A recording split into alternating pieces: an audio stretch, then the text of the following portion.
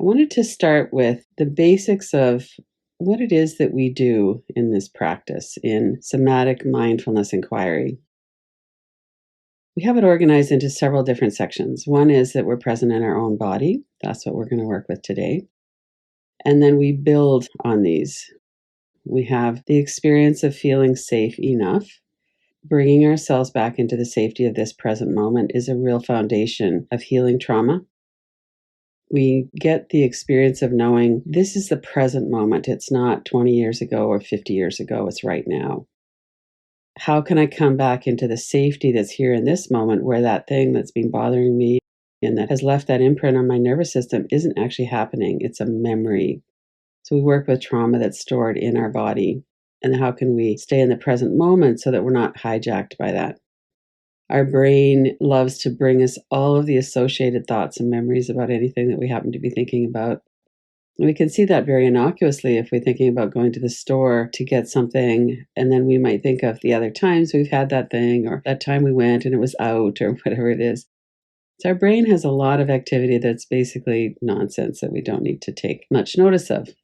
However, when it comes to traumatic memory, it's very helpful to know what are the associated thoughts and memories. In this moment, as an adult, we have a lot more agency than what we had as a child or as an earlier adult as well. And part of that, as I look back to when I was in my 20s and 30s, I really didn't have much of an idea of how the world worked, how relationships worked, what I wanted. I was most often in a freeze. When I look back at that, I didn't have as much agency as I could have, or I was doing things that weren't in my best interest because I wasn't really present. I didn't really know how things worked, and I didn't know how to track my responses to things either. And then as we go through all of these grounding processes, we get to know ourselves better. Being kind and compassionate and being very present with ourselves is a real foundation. That's the general landscape of where we're working over this next while. Many of you know Resmaa Menakem through his book, My Grandmother's Hands. And I love this quote because it really encapsulates the work that we're doing. The body either has a sense of safety or it doesn't. If it doesn't, it will do almost anything to establish or recover that sense of safety. And of course, what we do when we don't feel safe in our body is we do something to try to change that. Often that's we escape somehow, we dissociate, we go into fight, flight, freeze, or fawn. How can we stay in the safety of the present moment? Much of that has to do with being grounded. All of these practices that we do, we look around the room and notice that we're safe. We use our breath. We relax our shoulders. We can do this on our own, but we can also have other people help us. My sense of this is that if we are good at and practice and become skilled at somatic mindfulness, we know what's going on inside. We have a welcoming relationship with that. We don't shame ourselves for our nervous system. And we have some proficiency in using these tools to come back into regulation. That's enough for many people to have a baseline of a good, resilient nervous system and to be able to handle life kind of day to day. And then what also happens is we have this unhealed trauma from the past. And that is when we generally need some help. A facilitator, a therapist, a good friend, somebody to notice us. When we're holding our breath, we often don't notice that because we're in a freeze response. Other people who we feel safe with can help us come back into this moment. When we come back to the moment, we realize I'm here. I'm not in that situation where I was being hurt. And that danger is in the past. The somatic mindfulness that we do helps to build that foundation. If we don't have other people around, we can be that mindful, grounded presence for ourselves. As we notice my shoulders are from my ears, or I'm clenching my teeth, I'm holding my breath. We take a breath, we build this baseline of I'm aware what's happening in my body and my breath. I'm starting to watch the thoughts as well as a component. How can I stay connected with myself? We know how to come back into regulation. We use the relationships with other people to build on the relationship we have with ourselves. And we have to be in our body to do this. Look on my website under resources, emergency practices. There are many, many practices we can do now. And somatic experiencing has brought a lot of them forward into the world. A lot of people are working with these now, so they're pretty readily available. And on my website, they're organized into different areas: eyes, breath, touch, movement, and different ways that we can build this toolbox that we need to keep coming back into that familiar present moment awareness. When we do this somatic inquiry, the safety of the present moment, we all know that we're safe right now. If we weren't, if our body was in some kind of threatening situation, we wouldn't be here. We wouldn't be doing a practice. We wouldn't be here watching a video or being in a class or something like that. But we know that the feeling of not being quite safe isn't present moment, it's historical. And that's one of the ways that our system works. We build these habits through our experience in life. We build beliefs based on our experience in life. And it's meant to alert us. If we're holding our breath and we notice that, oh, well, why am I holding my breath? And that's one of the ways that we can keep coming back into presence. Another thing that's at play here is that we don't always enjoy what's happening in the present moment. I would say everything is affected by our historical experiences. If we're in a situation where we're worried about something, we have a health challenge or money, or we're in a relationship issue with somebody, our present moment might involve a lot of suffering. When we're suffering in the present moment, we will try to shift out of it to make ourselves feel better.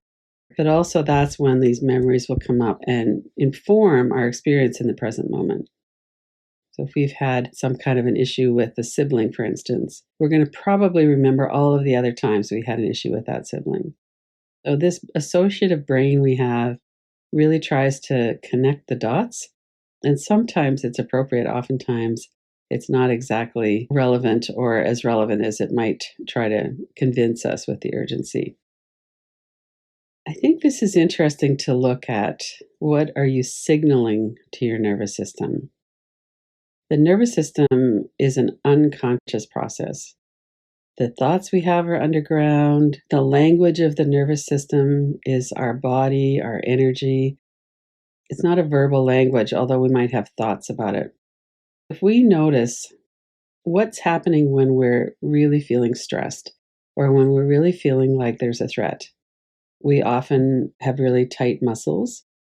We're preparing to either fight or to flee. We might be holding our breath. We might have that fear in our gut. And in that sense, what we're doing is we're trying to hide from predators. We're in more of a freeze response. Either one of those, the fight, flight, or freeze, can generate the catastrophic thoughts. We're trying to figure out, what can I do to make this turn out the best for me to keep myself safe? So those are three of the cues that ramp up the hypervigilance in the nervous system. And as soon as we notice any of those, we can move into the other cycle. We could witness thoughts. We could tap on our forehead. We could put the thoughts in a frame, notice the space around the frame, take our eyes around that empty space a couple times in each direction. We have tools to work with each of these signals. If it's that we're holding our breath, we could just move into some longer exhalations.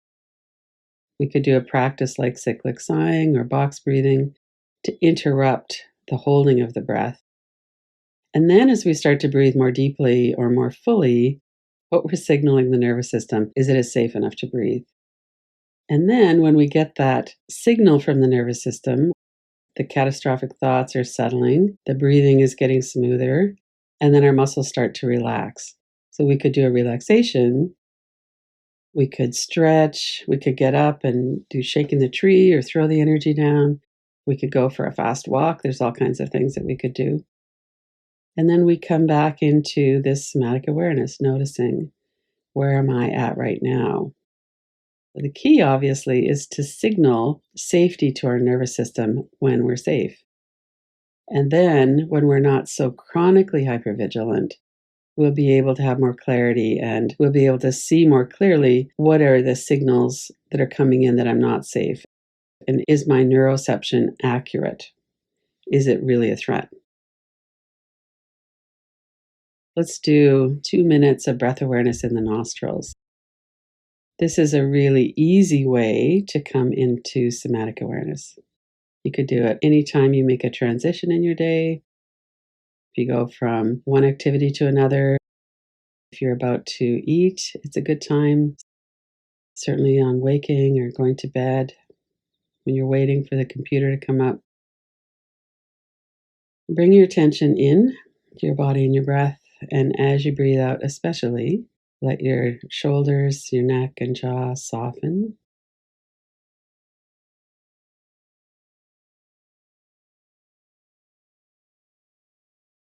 And our body will do this naturally. When we notice we're tight, we will often automatically soften.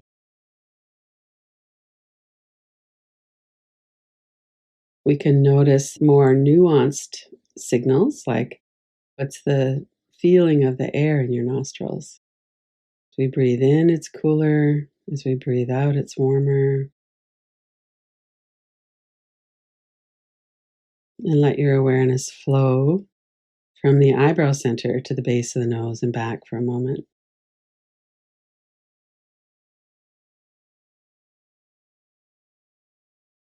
We can notice the rhythm and the pattern. If you're holding your breath or if there's a hesitation, you could let that smooth itself out.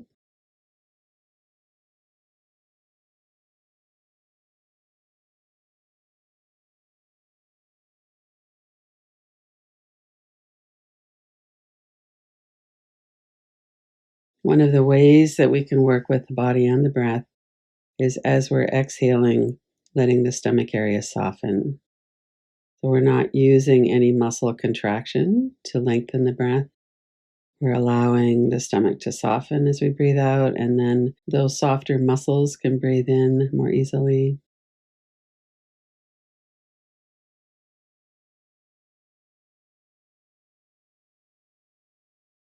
Focus your attention on whatever stillness is here.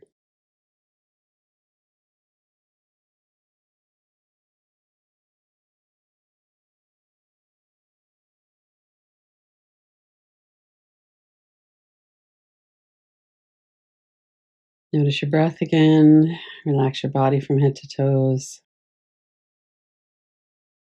I know many of you do some version of this throughout the day.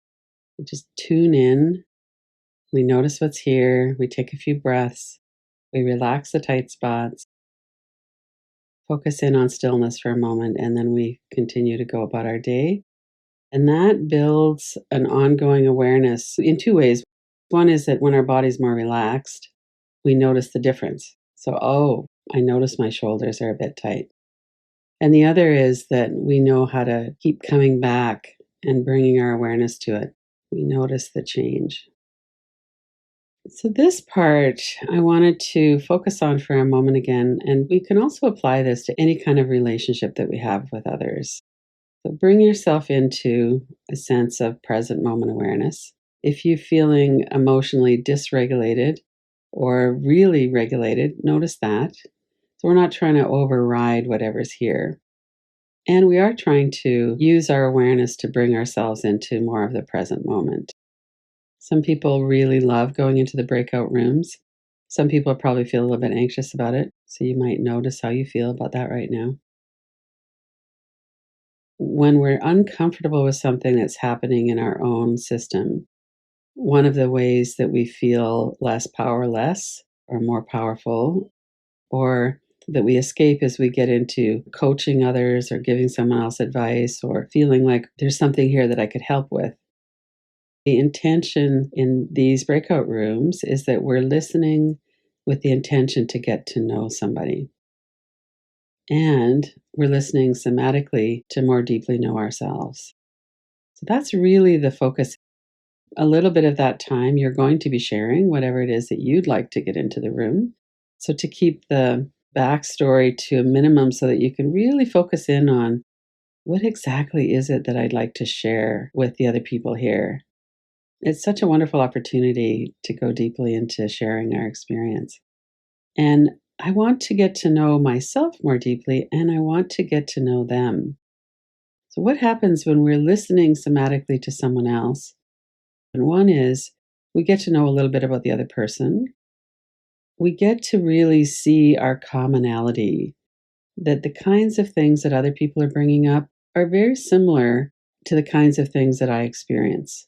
And in that, we get to see that it's not that there's something wrong with me, it's that I'm having a normal response to the environment that I'm in. I'm having a common belief to the experiences that I have. We get to feel more in touch with ourselves, but also have more compassion for ourselves and for other people when we're doing this. So keep an eye on your body and your breath. Keep an eye on what your nervous system is signaling.